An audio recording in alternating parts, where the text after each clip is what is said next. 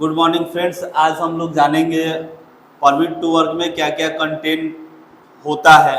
मतलब permit to work में हमको क्या क्या लिखना पड़ता है और क्या क्या चीज़ें होती है, क्या क्या चीज़ें हेडिंग होती है, मेन चीज़ें क्या होती है।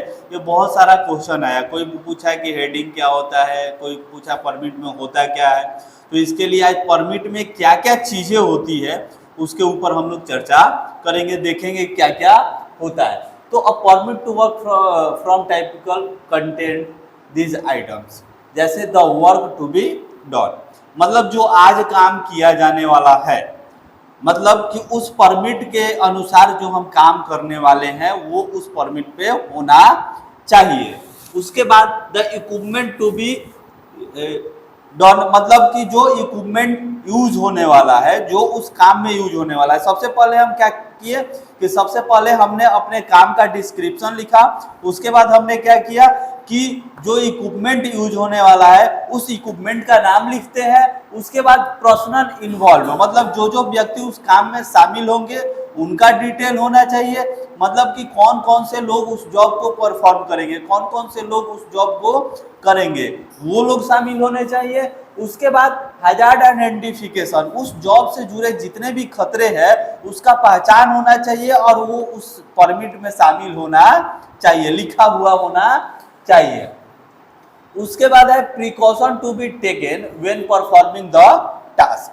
ठीक है, तो अभी आपने जाना कि हैजार्ड आइडेंटिफाई होना चाहिए उस टास्क का, उस जॉब का, तो उसके अनुसार उस जॉब का, उस टास्क का क्या होना चाहिए कि प्रिकॉशन भी उसमें इन्वॉल्व किया जाता है परमिट टू वर्क में। उसके बाद ऑथराइजेशन, मतलब जो इशूअर होता है परमिट का फॉर वर्क कमेंस, कमेंस का मतलब होता है आरंभ करना, शुरुआत करना। तो शुरुआत करने के लिए हमको क्या करना पड़ता है, ऑथराइजेशन लेना पड़ता है। तो मतलब इशूअर से सिग्नेचर, तो ऑथराइजेशन, सिग्नेचर, रिमार्क्स, ये आपके परमिट में इन्वॉल्व होना चाहिए। ठीक है, उसके बाद receiver for work to commence, मतलब ऑथराइजर होगा तो सिंपल सा बात है कि रिसीवर भी होना चाहिए कि रिसीवर कौन परमिट को ले रहा है। तो परमिट देने वाला का भी साइन और परमिट लेने वाला का भी साइन का ऑप्शन उस परमिट में होना चाहिए। ठीक है, होता है। ठीक है, duration that the permit valid, permit कितने टाइम तक वैलिड है, ठीक है, उसका डेट और टाइम साथ में होना चाहिए। ठीक है, method to extend the permit for an additional period, मतलब एडिशनल पीरियड के लिए अगर जरूरत पड़ रहा है कि परमिट को एक्सटेंड करने का, मतलब परमिट का टाइम बढ़ाने का।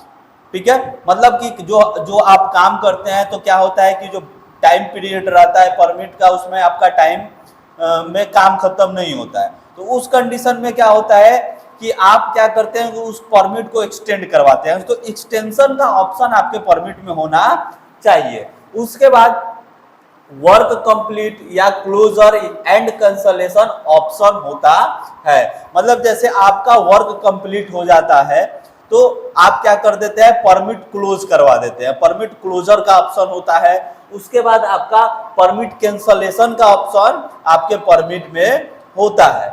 उसके बाद आते हैं action to be taken in emergency, मतलब उस कार्य के दौरान जो आप टास्क कर रहे हैं उस कार्य के दौरान इमरजेंसी अगर होता है तो आपको क्या क्या एक्शन लेना है उस परमिट में इन्वॉल्व होना चाहिए। तो ये मुख्य बातें हैं, परमिट में इतने चीज तो कम से कम होना चाहिए, जैसे कि वर्क, क्या काम चलने वाला है, क्या इक्विपमेंट यूज करने वाले हैं, कौन से लोग उस काम में शामिल होने वाले हैं, उस काम से जुड़े हजार्ड क्या है, उस हजार्ड को रोकने के लिए क्या प्रिकॉशन लिया गया है।